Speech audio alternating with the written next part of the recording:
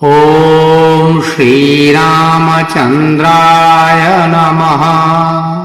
रामचरितमानस में बाबा तुलसी ने बहुत ही सुंदर चौपाइयाँ लिखी हैं, बहुत ही सुंदर दोहा लिखे हैं, बहुत ही सुंदर श्लोक लिखे हैं, जिनके पाठ से मन की सारी इच्छाएं पूर्ण हो जाती हैं। रामचरितमानस को अपने जीवन में जो उतार लेता है वो धन्य हो जाता है, क्योंकि श्री राम जी ने अपने कर्म के द्वारा समाज को शिक्षा दी है कि अगर आप इस प्रकार से कार्य करोगे, इस प्रकार से कर्म करोगे, निश्चित ही आपका जीवन सफल होगा, सार्थक होगा।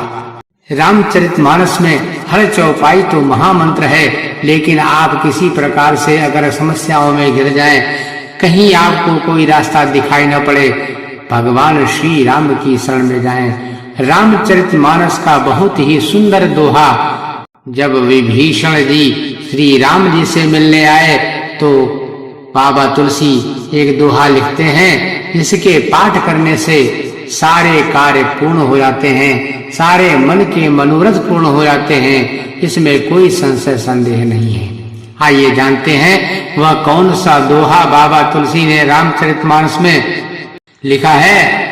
श्रवण सुजस सुनिआयो प्रभु भंजन भवभीर, श्रवण सुजस सुनिआयो प्रभु भंजन भवभीर, त्राहि त्राहि आरत हरन शरण सुखद रघुवीर, त्राहि त्राहि आरत हरन शरण सुखद रघुवीर।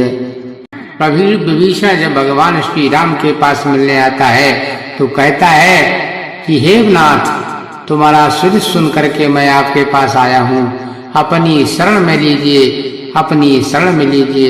हे नाथ त्राहि माम, आप हमें अपनी शरण में लीजिए। भगवान ने उसको तत्काल अपनी शरण में लेकर के राज तिलक कर दिया, उसको लंका का राज्य सौंप दिया।